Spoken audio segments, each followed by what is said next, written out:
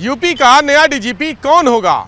क्या कार्यवाहक DGP DS Chauhan को ही सेवा विस्तार दिया जाएगा या फिर लंबे समय से डीजीपी की कुर्सी की राह तक रहे किसी सीनियर आईपीएस अफसर को यह जिम्मेदारी सौंपी जाएगी? चूंकि डीएस चौहान कल यानी 31 मार्च को रिटायर होने वाले हैं, इसलिए यह सवाल सत्ता के गलियारों से लेकर हर आदमी की जुबान पर है। डीएस चौहान को मुख्यमंत्री के बेहद करीबी अफसरों में गिना जाता है। इसीलिए यह सवाल भी उठने लगा है कि रिटायरमेंट के बाद डीएस चौहान कहां जाएंगे, क्या करेंगे। शासन के सूत्रों की माने तो डीएस चौहान को केंद्र सरकार की तर्ज पर राज्य सुरक्षा सलाहकार बनाया जा सकता है। हालांकि यह पद अभी राज्य में नहीं है। चूंकि डीएस चौहान की गिनती खास अफसरों में होती है, इसलिए योगी आदित्यनाथ उनके लिए राज्य सुरक्षा सलाहकार का पद सृजित कर सकते हैं। अगर ऐसा हुआ तो डीएस चौहान को मंत्री के बराबर का दर्जा मिलेगा और वही सारी सुविधाएं मिलेंगी जो एक मंत्री को दी जाती हैं। डीजीपी के लिए जिन नामों को संघ लोक सेवा आयोग भेजा जाना है, उसमें सबसे पहला नंबर 87 बैच के आईपीएस अधिकारी मुकुल गोयल का है। मुकुल गोयल इससे पहले भी डीजीपी रह चुके हैं, लेकिन मुख्यमंत्री की नाराजगी के चलते उनको इस पद से हटाकर नागरिक सुरक्षा विभाग में भेज दिया गया था। मुकुल गोयल के हटने के बाद 88 बैच के आईपीएस अधिकारी डीएस चौहान को कार्यवाहक डीजीपी बनाया गया। करीब 11 महीने तक कार्यवाहक डीजीपी रहने वाले डीएस चौहान इकलौते अधिकारी बताए जा रहे हैं। डीएस चौहान के रिटायरमेंट के बाद 88 बैच के ही आनंद कुमार और विजय कुमार का नाम डीजीपी बनने की रेस में सबसे आगे है। इसके अलावा 89 बैच के आशीष गुप्ता, 90 बैच की रेणुका मिश्रा, बीके मौर्य और एसएन सावत भी इस लाइन में खड़े हुए हैं। डीएस चौहान के सेवा विस्तार को लेकर लगातार संशय बना हुआ है। शासन के सूत्रों का कहना है कि सेवा विस्तार की फाइल केंद्र सरकार को भेजी ही नहीं गई है। कई बार ऐसा भी हुआ है कि रिटायरमेंट के ठीक बाद सेवा विस्तार को केंद्र ने स्वीकृति दे दी है। एके जैन जब डीजीपी थे और उनके रिटायरमेंट के बाद पार्टी चल रही थी, तभी उनके सेवा विस्तार के स्वीकृत होने की सूचना आ गई थी। अगर डीएस चौहान के सेवा विस्तार की फाइल भेजी जाती है तो कल शाम तक इस पर कुछ ना कुछ निर्णय जरूर आ सकता है। जहाँ तक डीजी पुलिस बनाने की बात है, तो वर्तमान समय में जो अपने प्रदेश की, देश की व्यवस्था है, उसमें 3 वरिष्ठतम भारतीय पुलिस सेवा के अधिकारियों के नाम का प्रस्ताव यूनियन पब्लिक सर्विस कमीशन यानी कि संघ लोक सेवा आयोग को भेजा जाता है। उनमें से फिर वो उनकी सर्विस रिकॉर्ड, उनके कैरेक्टर रोल, उसको देखकर, वरिष्ठता को देखकर ये अपनी संस्तुति देते हैं और उस संस्तुति को फिर माननीय मुख्यमंत्री जी के पास भेजा जाता है।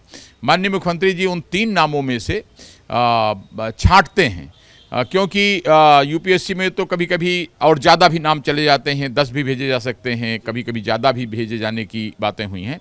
लेकिन 3 जो उपयुक्त पाते हैं यूनियन लोक सेवा आयोग दिल्ली के लोग, तो फिर वो संस्तुति के अनुसार माननीय मुख्यमंत्री जी को भेजते हैं और माननीय मुख्यमंत्री जी फिर चयन करते हैं। तो मुझे उम्मीद है कि वो प्रक्रिया चल रही होगी और उसके अनुसार जो यथाउचित समझेगी उत्तर प्रदेश की सरकार, माननीय मुख्यमंत्री जी, वो इस बारे में निर्णय शीघ्र ही लेंगे।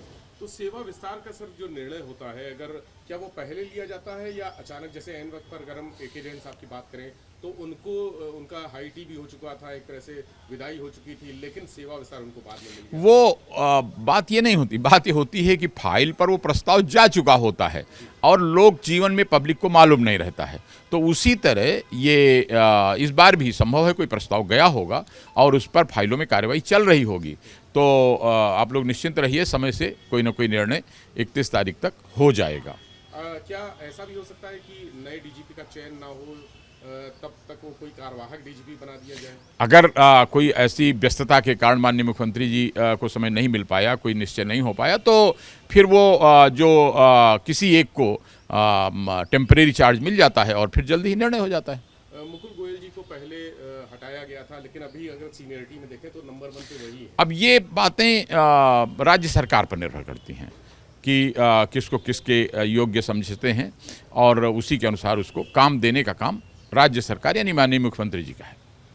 भैया ये मैं इस पर कमेंट नहीं कर सकता कि एक्सटेंशन मिल रहा है कि नहीं मिल रहा है। ये तो मुख्यमंत्री जी की क्या बात हुई है ऊपर और क्या तय हुआ है उस पे निर्भर करता है। पर रही बात इसकी कि जो आम चर्चा है वो यही है कि रिटायर कर रहे हैं और शायद कोई पोस्ट गवर्नमेंट में ही राज्य सुरक्षा सलाहकार वगैरह की कोई पद क्रिएट किया जाए शायद, तो अच्छा है, बहुत एक्सपीरियंस्ड ऑफिसर हैं। रही प्रक्रिया वो तो अभी तक तो मुझे जैसा पेपरों से लग रहा है, मीडिया के माध्यम से पता चला है कि अभी तक नाम ही नहीं भेजे गए हैं।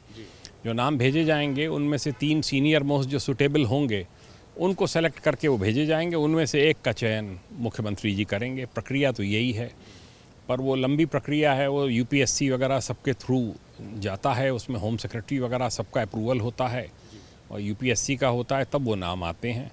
तो अब देखिए, अभी फ़िलहाल हो सकता है किसी को कार्यवाहक डीजी बनाएं या Prashant Kumar ADG law and order हैं, वो अभी कार्यवाहक पुलिस महानिदेशक का कार्य अगले आदेशों तक देखें। सर, आप भी डीजीपी रहे और ये कहा जा रहा है कि जब हाई टी हो रही थी, आपका रिटायरमेंट हो गया था, हाई टी हो रही थी, तभी एक्सटेंशन का आदेश आ गया था, फिर कार्यकाल आपका एक्सटेंड हो गया था। तो ऐसी परिस्थितियां होती हैं क्या, अचानक कोई ऐसा प्रस्ताव भेजा जाए और तुरंत स्वीकृत होकर? नहीं, ऐसा नहीं है। मेरा प्रस्ताव पहले ही चला गया था और वो सब तय था, पर क्योंकि आया नहीं था, एक निश्चित प्रक्रिया होती है, सलामी परेड होती है। अब ये कहना कि शाम तक मैं दोपहर तक एक्सटेंशन आ जाएगा, परेड ना करिए, एक प्रक्रिया बनी हुई हैं, लेट डाउन है, तो उसके तहत ही प्रक्रिया हो रही थी और पार्टी हो रही थी। ये तो मालूम ही था कि एक्सटेंशन हो गया है, बस वो अपलोड होना था नेट पे, उसके बाद वो अपलोड हो गया। जब पार्टी चल रही थी उसी में अपना बता भी दिया मैंने लोगों को कि मेरा हो गया है। ये हुआ था उसमें। यानी ये लंबी प्रक्रिया है, और अगर अभी हम कहें कि अभी तुरंत एक्सटेंशन के लिए? नहीं, ऐसा नहीं होता है। देखिए, होने को तो कुछ भी हो सकता है, पर एसीसी की बैठक बुलाई जाती है, एसीसी में सबके सिग्नेचर होते हैं, उसमें प्राइम मिनिस्टर के सिग्नेचर होते हैं, उसके बाद डिपार्टमेंटल पर्सनल और ट्रेनिंग उसको जारी करते हैं आदेश को सेक्रेटरी, उसमें समय लगता है थोड़ा सा। मेरा प्रस्ताव शायद 2022 में गया था और 6 दिन लग गए थे तब भी। मतलब अब माना जा रहा है कि अब रिटायर ही होंगे डीजी?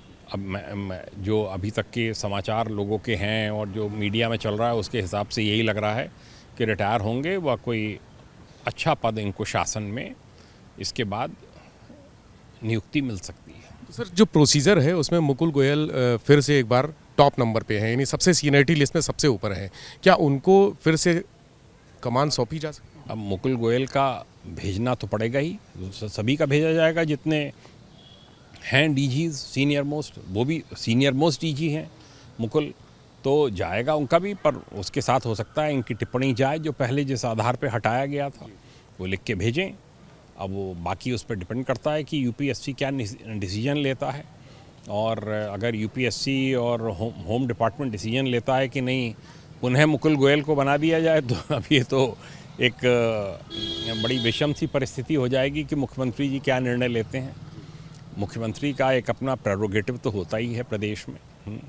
तो स्थायी और अस्थाई डीजीपी दोनों में सर क्या ऐसा होता है कि जो अस्थाई डीजीपी होते हैं जैसे कारवाक हैं, डीएस चौहान साहब, तो उनकी विदाई परेड नहीं होगी? अब उन्होंने बतौर जो डीजीपी जो सुविधाएं होती हैं, मैंने सुना है वो कोई अवेल नहीं करी हैं।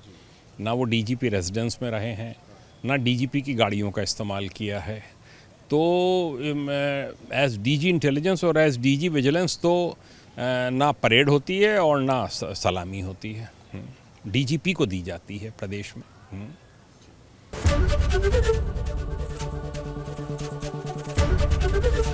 एबीपी गंगा, खबर आपकी, जुबान आपकी।